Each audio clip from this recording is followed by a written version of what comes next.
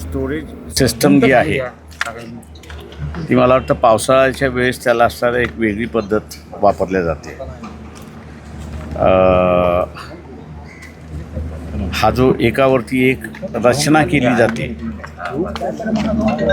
त्या रचनेच्या ह्याच्यामध्ये मग तुम्ही असणारं विनिसिटीमध्ये कोणी लोक ठेवत नाही त्या ह्याच्यामध्ये, पण इथे असणारं लोक होती आणि पावसाच्या धोक्यामध्ये तो सगळा कचरा खाली आला आणि ते अटकले, तशी असणारी परिस्थिती आहे.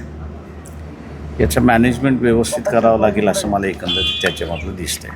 त्या ह्याच्यामध्ये कामगारांचं नुकसान झालं आहे, कामगार गेलेत, हे एक दुःखद बाब आहे त्या सगळ्या. पण याचं एक मॅनेजमेंट व्यवस्थित झालं पाहिजे एवढंसं मला वाटतं.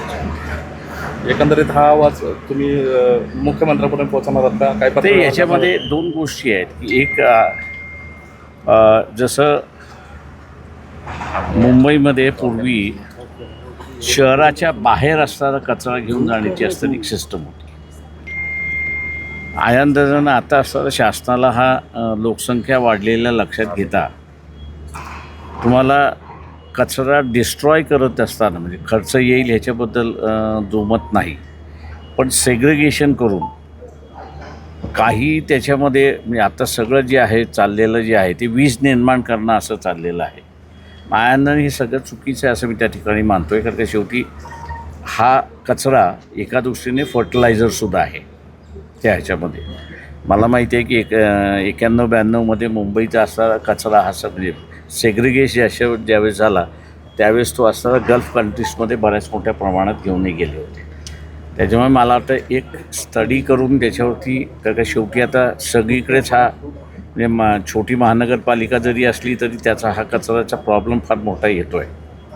आणि आत्ता जे काही दिले गॅसिफिकेशन करण्याची असणारी पद्धत जी झालेली आहे त्या गॅसिफिकेशनच्या पद्धतीमध्ये जे गॅसेस रिलीज होतात आहे त्याचाही इश्यू एक मोठा असं मी त्या ठिकाणी मानतो आहे.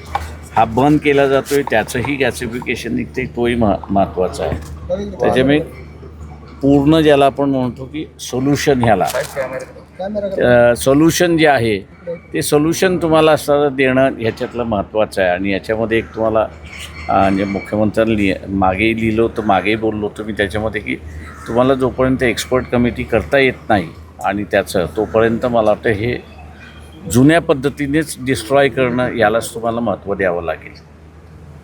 सर सर्वात डोंगर इथं जो आहे तो महापालिकेने आणून टाकलेला आहे आणि तरी ते म्हणतात की नैसर्गिक आपत्ती ही आहे. आपल्याला वाटतं का ही नैसर्गिक आपत्ती आहे की मानव निर्मित ही आपत्ती आहे?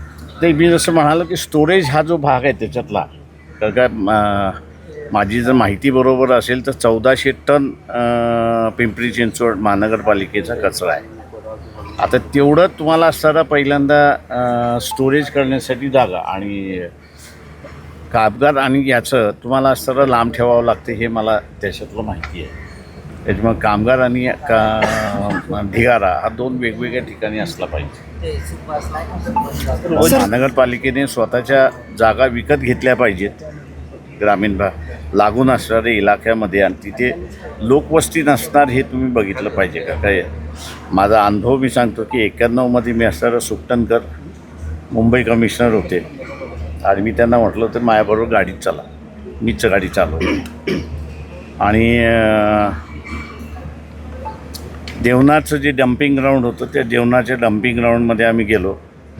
4 मिनिटानंतर गाडी अख्खी आमची माशांनी भरली होती वेगवेगळ्या ह्याच्यामध्ये. ते म्हटलं गाडी चालवणार कशी? म्हटलं ब्लाइंडली चालवणार. म्हटलं हा तुमचा ड्रायव्हर चालवतो आहे ब्लाइंडली गाडी आता. त्याच्यामुळे या सगळ्या कचऱ्यामध्ये फार अभ्यास करून तुम्हाला असतात ते डिस्ट्रॉय करावं लागतं.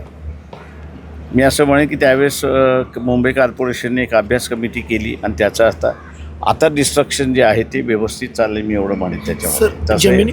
तसं इथल्याच महानगरपालिकेने केलं पाहिजे. सर जमिनीपासून 80 फुटांपेक्षा मोठा डोंगर हा सपोर्ट कचऱ्याचा उभा राहिला आहे आणि त्याच्या शेजारीच महानगरपालिका बिल्डिंग बांधायला परवानगी देतीच कशी?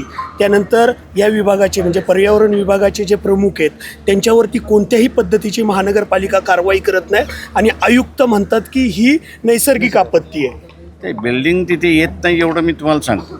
कचऱ्याच्या बाजूला बिल्डिंग येत नाही याचं कारण की त्याचं गॅसिफिकेशन जे आहे हे ह्युमन हेल्थसाठी उपयोगात नाही आहे आणि म्हणून तिथे बंद केलेले आहे. त्याच्या तो बंद केलेला अशी असताना परिस्थिती आहे. सर्वंचित बहुजन आघाडीच्या या बाबतीत आता काय भूमिका असणार इथून पुढे आणि कशा पद्धतीने याला न्याय ते देण्यात पहिल्यांदा असणारं जे कुटुंब आहे त्याला न्याय कसं मिळेल हे आम्ही बघू. दुसरं जे आहे ते मुख्यमंत्र्याकडे बसून हा घनकचरा व्यवस्था जो आहे तो मला वाटतं